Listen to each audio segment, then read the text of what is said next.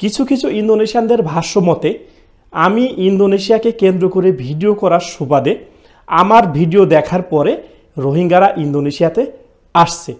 কিছু কিছু ইন্দোনেশিয়ানদের মতামতটা ঠিক এরকমই।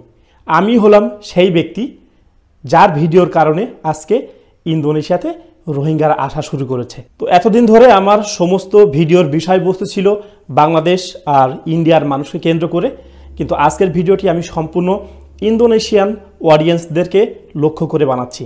তো আজকের ভিডিওতে আমি খুব সংক্ষিপ্ত আকারে ব্যাখ্যা করব যে এই রোহিঙ্গারা আসলেই কারা, আর আমার ভিডিওর কারণেই রোহিঙ্গারা ইন্দোনেশিয়াতে ভিড় জমাচ্ছে কি না।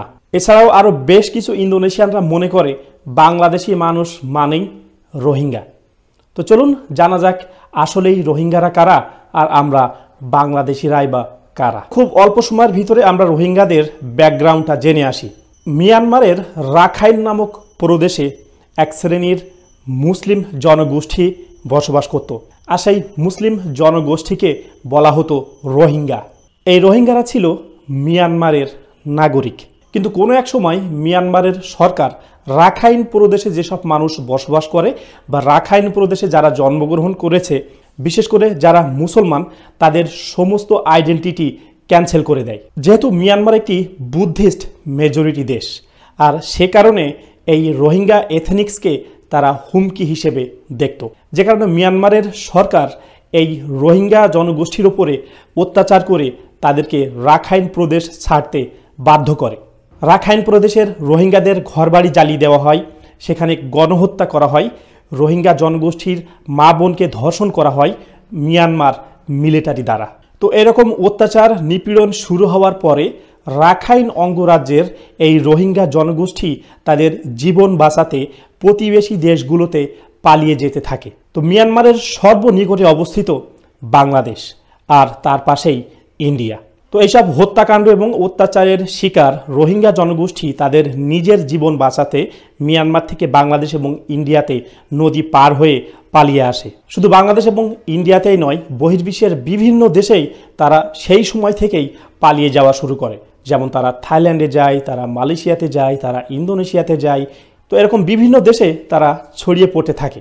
আর মিয়ানমারে যখন এই রোহিঙ্গাদের উপরে গণহত্যা সংঘটিত হয়, তখনই তাদের পাশে বিশ্বের হিউম্যান রাইটস বা বিভিন্ন ধরনের মানব অধিকার সংগঠন রোহিঙ্গাদের পাশে দাঁড়ায় এবং প্রতিবেশী দেশগুলোর কাছে তারা আবেদন জানায় যেন রোহিঙ্গাদেরকে জায়গা দেওয়া হয়। তো সর্বশেষ যখন রোহিঙ্গা জনগোষ্ঠীর উপরে সবথেকে বড় হত্যাযজ্ঞ চালানো হয়, তখনই সমস্ত রোহিঙ্গা জনগোষ্ঠী যারা রাখাইন প্রদেশে ছিল তারা তাদের জীবন বাঁচাতে বাংলাদেশে পাড়ি দেয়। কিন্তু সর্বপ্রথম বাংলাদেশের সরকার এই রোহিঙ্গাদেরকে জায়গা দিতে না চাইলেও বাংলাদেশের বিভিন্ন মিডিয়া এবং ইসলামিক সংগঠনগুলো বাংলাদেশ সরকারের বিপক্ষে বিভিন্ন ধরনের প্রোটেস্ট করে, যে কারণে বাংলাদেশের সরকার বাধ্য হয় রোহিঙ্গাদেরকে বাংলাদেশে জায়গা দেওয়ার জন্য।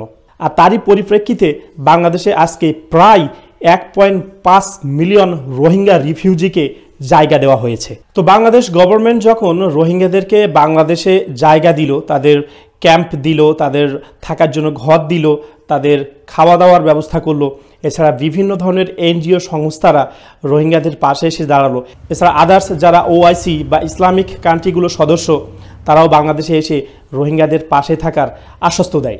তো বাংলাদেশের কক্সবাজারের কুতুপালং নামক জায়গায় এই রোহিঙ্গাদের সবথেকে বড় রিফিউজি ক্যাম্প। তো এই ক্যাম্পে যখন প্রায় 1.5 মিলিয়ন রোহিঙ্গাদেরকে জায়গা দেওয়া হলো, তখনই এই রোহিঙ্গাগুলো বিভিন্ন সময়ে তারা বিভিন্ন দেশে এই ক্যাম্প থেকে পালিয়ে যাওয়া শুরু করলো। আর তারপর বাংলাদেশে অবস্থান করা এই রোহিঙ্গা রিফিউজিগুলোকে ইউএনসিএইচআর থেকে কার্ড প্রদান করা হলো এবং বহির্বিশ্বের বিভিন্ন দেশ এই ইউএনসিএইচআর কার্ডধারী রোহিঙ্গাদের উপরে সহানুভূতি দেখায়, যে কারণে এই রোহিঙ্গাগুলোদের ভিতর থেকে প্রসেসের মাধ্যমে আমেরিকা, অস্ট্রেলিয়া বা কানাডা তারা বছরে একটা নির্দিষ্ট পরিমাণ রোহিঙ্গাদেরকে তাদের দেশে নিয়ে যায়। তো যেহেতু বাংলাদেশে এক জায়গাতেই 1.5 মিলিয়ন রোহিঙ্গা বসবাস করে, তো এটা আমার ব্যক্তিগত ধারণা যে এক জায়গায় যদি 1.5 মিলিয়ন রোহিঙ্গা বসবাস করে, তো সেখান থেকে যদি তারা ইউরোপ, আমেরিকা বা কানাডায় যেতে চায়, সেই প্রসেসটা খুবই লম্বা হবে, যে কারণে রোহিঙ্গারা বিভিন্ন দেশে ছড়িয়ে পড়তে থাকে। যেহেতু তারা বাংলাদেশের কক্সবাজারে অবস্থান করছে, আর আপনারা জানেন যে কক্সবাজার হচ্ছে সম্পূর্ণটা সমুদ্র সৈকত, আর এই সমুদ্র সৈকতের সাথেই বিভিন্ন দেশের জলবিভাগ কানেক্টেড আছে। যেমন বাংলাদেশ থেকে সমুদ্র বন্দর চলে গিয়েছে ইন্দোনেশিয়া, ইন্দোনেশিয়া থেকে চলে গিয়েছে মালয়েশিয়া, এভাবে এই সমুদ্রটি বিভিন্ন দেশের সাথে কানেক্টেড। আর যেহেতু রোহিঙ্গাদের আইডেন্টিটি মিয়ানমার সরকার ক্যান্সেল করে দিয়েছিল, সে কারণে রোহিঙ্গাদের কোনো আইডেন্টিটি নেই বা নেই কোনো পাসপোর্ট। সেজন্য নদীপথ বা সমুদ্রপথই হচ্ছে রোহিঙ্গাদের যাওয়া আসার একমাত্র ভরসা। তারপর সময় সুযোগ বুঝে এই রোহিঙ্গাগুলো বিভিন্ন চক্রের মাধ্যমে তারা বাংলাদেশ থেকে বিভিন্ন দেশে মুভ করতে থাকে। কেউ বা ইন্দোনেশিয়াতে যায়, কেউ বা মালয়েশিয়াতে যায়, কেউ বা থাইল্যান্ডে যায়। তো এই রোহিঙ্গাগুলোর যেহেতু UNHCR বা আন্তর্জাতিক মানবাধিকার কমিশনের কার্ড আছে, তো তারা যে দেশেই যাক না কেন সেই দেশের সরকার তাৎক্ষণিকভাবে তাদের টেম্পোরারি একটা থাকার জায়গার ব্যবস্থা করে। কারণ মানবাধিকার সংস্থা এমন একটি সংস্থা যারা প্রত্যেকটা দেশের মানুষের হিউম্যান রাইটস নিয়ে কাজ করে থাকে। আর সেই কারণেই যদি কোনো রোহিঙ্গা রিফিউজি কোনো দেশে যায়, তাহলে তাৎক্ষণিকভাবে সেই দেশের সরকার তাদের উৎখাত করতে পারে না। তো এই সুযোগটাকে কাজে লাগিয়ে এই রোহিঙ্গা জনগোষ্ঠী বাংলাদেশের রোহিঙ্গা রিফিউজি ক্যাম্প থেকে পালিয়ে গিয়ে তারা বিভিন্ন দেশে সেটেল হওয়ার চেষ্টা করে। তো এখন আমি কথা বলবো এই রোহিঙ্গাদেরকে ইন্দোনেশিয়াতে কে নিয়ে এসেছে। আমার অধিকাংশ ইন্দোনেশিয়ান ফলোয়ার্স বা অধিকাংশ ইন্দোনেশিয়ান সাবস্ক্রাইবার তারা ভাবছে যে আমার ভিডিও করার সুবাদে বা আমার ভিডিও দেখার পর থেকে ইন্দোনেশিয়াতে রোহিঙ্গারা আসা শুরু করেছে। তো এখন আমরা জানবো আসলে কখন থেকে ইন্দোনেশিয়াতে রোহিঙ্গারা আসা শুরু করেছে। সর্বপ্রথম 2009 সাল থেকে ইন্দোনেশিয়াতে রোহিঙ্গারা আসা শুরু করেছে। তারপর 2014 সালে রোহিঙ্গারা আসে ইন্দোনেশিয়াতে, 2015 সালেও রোহিঙ্গারা আসে ইন্দোনেশিয়াতে। আর তখন ইন্দোনেশিয়ার প্রেসিডেন্ট 2015 সালে যখন রোহিঙ্গারা পুনরায় ইন্দোনেশিয়াতে আসা শুরু করে, তখন কিন্তু তিনি ইন্দোনেশিয়াতে রোহিঙ্গাদের থাকতে দেওয়ার ব্যাপারে অস্বীকৃতি জানান। তো যেহেতু নদীপথ ব্যবহার করে রোহিঙ্গারা বিভিন্ন দেশ থেকে ইন্দোনেশিয়াতে আসছে, তো তাদের একমাত্র রুট ছিল ইন্দোনেশিয়ার আচে প্রভিন্সের সাবাং নামক আইল্যান্ডে। তো যখন ইন্দোনেশিয়ার প্রেসিডেন্ট মিস্টার জোকোই তিনি রোহিঙ্গাদের থাকতে দেওয়ার ব্যাপারে অস্বীকৃতি জানান, তখনই কিন্তু ইন্দোনেশিয়ার আচে প্রভিন্সের মানুষ ইন্দোনেশিয়ার যিনি বর্তমান প্রেসিডেন্ট মিস্টার জোকোই উপরে ক্ষিপ্ত হয়ে বিভিন্ন ধরনের প্রোটেস্ট শুরু করেন। আচের মানুষ তখন বলে যে না, রোহিঙ্গারা হচ্ছে মুসলিম জনগোষ্ঠী, আমরা তাদের থাকতে দিব বা আমরা তাদের পাশে দাঁড়াবো। তখন কিন্তু আচে প্রভিন্সের এই মানুষগুলো ইন্দোনেশিয়ার প্রেসিডেন্টের বিরুদ্ধে গিয়ে রোহিঙ্গাদের পাশে দাঁড়ায়। তাহলে 2009 সাল থেকে শুরু করে রোহিঙ্গারা ইন্দোনেশিয়াতে যাওয়া আসার ভিতরে আছে। এখন আসি আমার কথায়। আমি 2021 সাল থেকে ইন্দোনেশিয়ার বিভিন্ন টুরিস্টিক প্লেস এবং ইন্দোনেশিয়ার কালচারাল বিষয়ক ভিডিও তৈরি করে থাকি। তো আমার ভিডিও দেখার পরে যদি রোহিঙ্গারা ইন্দোনেশিয়াতে আসা শুরু করে, তাহলে 2009 সালে তখন আমি কোথায় ছিলাম, তখন আমার চ্যানেল কোথায় ছিল, আর তখন বা কিভাবে আমি রোহিঙ্গাদেরকে ইন্দোনেশিয়াতে এনেছিলাম, সেই বিষয়ে ইন্দোনেশিয়ান যারা অডিয়েন্স, যারা আমার ভিডিও দেখেন, আপনাদের কাছে প্রশ্ন রইল। আরও এক শ্রেণীর ইন্দোনেশিয়ান অডিয়েন্স যারা আমার ইউটিউব ভিডিওতে কমেন্ট করেছে যে জাহাজে করে যারাই বাংলাদেশের রোহিঙ্গা ক্যাম্প থেকে ইন্দোনেশিয়াতে আসছে তারা বাংলাদেশি। তো এই অডিয়েন্সগুলোর উদ্দেশ্যে আমি বলতে চাই, আমরা বাংলাদেশি, আমাদের আইডেন্টিটি আছে, আমরা বৈধ পাসপোর্ট নিয়ে বিভিন্ন দেশে ভ্রমণ করে থাকি। ইন্দোনেশিয়া প্রাকৃতিক সৌন্দর্যে ভরা একটি দেশ, যে কারণে শুধু আমি না, বহির্বিশ্বের বিভিন্ন দেশের ব্লগার, ইউটিউবার যারা ইন্দোনেশিয়াকে নিয়ে বিভিন্ন ধরনের ভিডিও করে থাকে, ইন্দোনেশিয়ার কালচার বা ইন্দোনেশিয়ার বিভিন্ন ধরনের সুন্দর সুন্দর জায়গা নিয়ে অনেক ব্লগার ভিডিও করে থাকে। কিন্তু আমার চ্যানেলে যেসব ইন্দোনেশিয়ান অডিয়েন্সরা কমেন্ট করে, তার মেজরিটি কমেন্ট হলো রেসিজমে ভরা। তার একটাই কারণ হলো আমি বাংলাদেশের নাগরিক অথবা আমি এশিয়ান।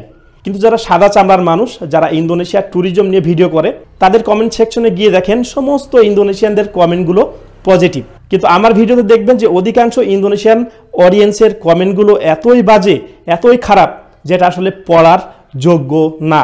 তার একটাই কারণ হচ্ছে আমি এশিয়ান এবং আমি বাংলাদেশের নাগরিক। যদি আমার চামড়া সাদা হতো, আমি যদি ইউরোপিয়ান বা আমেরিকান হতাম, তাহলে ইন্দোনেশিয়ান যে অডিয়েন্সগুলো এই খারাপ মন্তব্যগুলো আমার ভিডিওতে এসে করে, তারা ওই ধরনের কমেন্ট করতো না।